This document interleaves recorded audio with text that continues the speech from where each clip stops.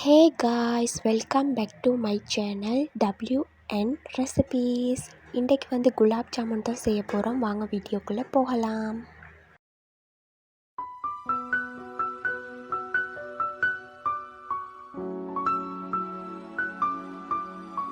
குலாப் ஜாமுன் செய்கிறதுக்கு வந்து சீனி தேவை. அதுக்கப்புறமா வந்து ஃபுட் கலர், ரவையுமே வந்து தேவை. ரவை போட்டால் தான் நல்லா சாஃப்டாக வரும். நல்ல மணமாக வாசம் வைக்கிறதுக்கு வந்து ஏலக்காய் போடணும். ஏலக்காயும் தேவை. எங்கர் போட்டால் ரிச்சான டேஸ்ட்டில் இருக்கும். எங்கர் கண்டிப்பாக போட தான் வேணும். ரொம்ப ஸ்ட்ரிக்டான கம்பெனியாக இருக்கும். அதுக்கப்புறமா வந்து கோதுமை மாவுமே தேவை. கோதுமை மாவு கொஞ்சமாக தான் தேவைப்படும். நான் வாங்கின வாக்கில் உங்களுக்கு காட்டுறேன். அவனை சொல்லி நிறுத்துங்களேன்டா. பொரிக்கிறதுக்கு வந்து வாசம் இல்லாத தேங்காயை எடுத்துட்டேன். சமைக்கிற தேங்காய் தான் நல்ல மணமாக வாசம் வைக்கும் குலாப் ஜாமுன். நெய் கண்டிப்பாக தேவை. எல்லாம் டெக்னாலஜி. அப்பம் எல்லாம் சுடுறதுக்கு போடுற சோடாவுமே தேவை. அதுக்கப்புறமா டேஸ்ட்டுக்கு வந்து உப்பும் வேணும்.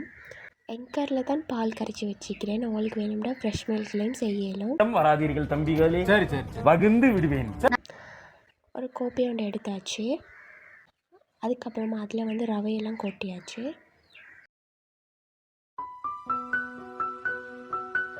அதுக்கப்புறமா நான் கரைச்சி வச்சுக்கிற பாலை வந்து அரைவாசி மாதிரி ஊற்றி நல்லா ரவையில் வந்து மிக்ஸ் பண்ணி இருந்தேன். அப்போ தான் நல்லா வெந்து வரும் ரவை. ஃப்ரெஷ் மில்க் இருந்தால் வந்து நீங்கள் நல்லா சூடாக்கி எடுத்துக்கோங்க. நான் வந்து எங்கர் பாலில் கரைச்சிக்கிறதால நல்லா சுடு தண்ணியிலே வந்து கரைச்சி எடுத்துட்டேன். கட்டி கட்டியாக இல்லாமல் நல்லா மிக்ஸ் பண்ணி விடணும்.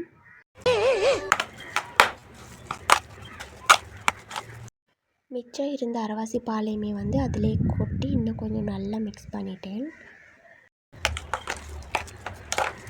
நல்லா மிக்ஸ் பண்ணிவிட்டு ஒரு 5 நிமிஷம் வந்து நல்லா ரவை ஊறணும் அந்த பாலில். சொல்கிறேன், நீ என்ன சொல்கிற? பொரிக்கிற குலாப் ஜாமுன்லாம் நல்லா சீனியில் பானியில் ஊற வைக்கிறதுக்கு, அந்த பானி செய்கிறதுக்கு வந்து இதே கப் அளவுக்கு 2 கப் மாதிரி சீனி போட்டேன். தண்ணியும் வந்து அதே அளவு 2 கப் தண்ணி தான் ஊற்றினேன். அப்போ தான் பாகு சரியாக வரும். நல்லா மிக்ஸ் பண்ணி அந்த சீனியெல்லாம் நல்லா கரைச்சி விடணும்.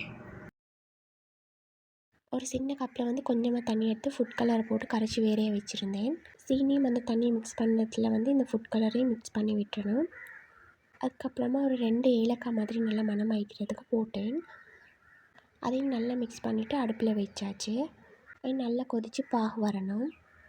பாலில் நல்லா ஊற வச்ச ரவை எடுத்தாச்சு. வீடியோ எடுத்துகிட்டு செய்கிறதால டென்ஷனாகவே 2 கரண்டி மாதிரி மாவு போட்டுட்டு ஒரு கரண்டி தான் போட்டிக்கணும். அதுக்கப்புறமா வந்து எங்கரையுமே வந்து கொட்டியாச்சு.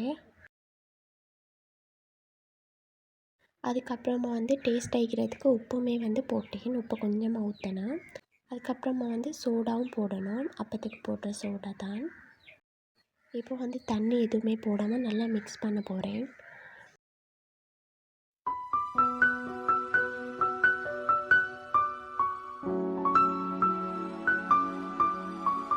நல்லா நாங்கள் எல்லாத்தையுமே வந்து கலந்து நல்லா பிணைஞ்சி விட்டோம்னு சொன்னால் இந்த மாதிரி வரும். அதுக்கப்புறம் நல்லா தூக்கி ஓரமாக வச்சாச்சு. நெய் பொட்டில் எடுத்து அரைவாசி மாதிரி நெய் வந்து கோப்பை ஒன்றில் ஊற்றி வச்சுட்டேன். நல்லா தொட்டு தான் வந்து நாங்கள் வந்து போலை மாதிரி பிடிக்க போகிறோம். இப்போது ஒன்றுமே புரியல. அதுதானப்பா எனக்கும் புரியல. மணமாவும் மிக்கும், நமக்கு உருண்டை பிடிக்கிறதுக்கும் ஈஸி.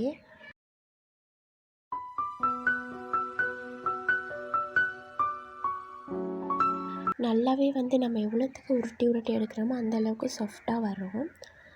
கோடு விழாத மாதிரி மேக்ஸிமம் ஒரு 2 நிமிஷம் இல்லாட்டி 3 நிமிஷம் ரொம்ப ஜாம் ஆகுது. நல்லா உருட்டி ஈக்கணும். அதே மாதிரி எல்லா போலையும் குட்டி குட்டியாக உருட்டி எடுத்து வச்சாச்சு.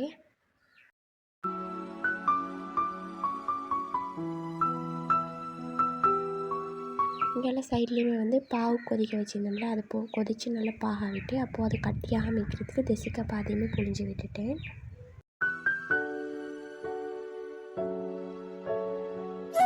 கரெக்டாக பாகு இன்னும் வரலை. அதுக்கப்புறம் திரும்ப சட்டியை வச்சு நல்லா பாகு மாதிரி இன்னும் கொஞ்சம் வார அளவுக்கு வச்சு கொதிக்க வச்சு இறக்கியாச்சு. சைட்லேயுமே வந்து குலாப் ஜாமுன் எல்லாம் பொரிச்சிட்டு இருந்தேன்னா, பொரிச்ச குலாப் ஜாமுன் எல்லாத்தையுமே வந்து நாங்கள் பாகு ரெடி பண்ணி வச்சுப்போம். அதில் போட்டு நல்லா ஊற வைக்கணும் ஒரு 3 ஹவர் சரி. இன்றைக்கி செய்கிற குலாப் ஜாமுனை வந்து நாளைக்கு நல்லா அந்த பானியில் ஊறினதுக்கப்புறம் திண்டா நல்லா சாஃப்டாக அது உள்ளுக்கெல்லாம் பானி இறங்கி வேறு லெவல் டேஸ்ட் ஆகிக்கும். இது வந்து 2 நாள் செஞ்ச குலாப் ஜாமுன் எவ்வளோ அழகாக சாஃப்டாக இட்லியை பார்க்கக்குள்ளேயே அவ்வளோ டேஸ்ட்டாக இருந்துச்சு. கொஞ்சமாக செய்யும்போது நல்லாவே வந்துச்சு. திரும்ப நான் இன்றைக்கி செஞ்சதில் வந்து கொஞ்சம் கூடையாகவே திங்ஸ் எல்லாம் போட்டு செஞ்சேன், சொதப்பிட்டு. இது வந்து 2 நாள் செஞ்ச ஃபீட்பேக் வீடியோ தான். இப்போ செஞ்சதுல வீடியோவும் காட்டுறேன். கோதுமை மாவு வந்து கொஞ்சம் கூடையாக போட்டு பட்டுருச்சு. அது இல்லாமல் வந்து சீனி பாகு காய்ச்சதும் வந்து போதாது இதெல்லாம் மூடுறதுக்கு. 2 டேஸ் செய்யும்போது சட்டியில் போட்ட உடனே அந்த பொரியும் போது சாஃப்டாக இக்கி எடுக்கும் போது இது என்னென்னா கல் மாதிரி விழுவுது. நல்லா முருகிட்டு நான் அப்போவே நினச்சேன் சரியாக வராதுண்டு. அதே மாதிரி சரியாக வரலை. ரொம்பவுமே கஷ்டமாயிருந்துச்சு. ஆனால் சாப்பிட்ற அளவு ஈக்குது. சாப்பிடுவோம், இனி என்ன செய்ய. ஓகே காய்ஸ், வீடியோ எண்டுக்கு வந்தாச்சு. நெக்ஸ்ட் வீடியோவில் கண்டிப்பாக பார்ப்போம். இவ்வளோ நேரம் வீடியோ டைம் செலவழித்து பார்த்ததுக்கு எல்லாருக்குமே தேங்க்யூ ஸோ மச். பட் நம்ம கண்டிப்பாக சப்ஸ்கிரைப் பண்ணுங்க காய்ஸ். பாய்.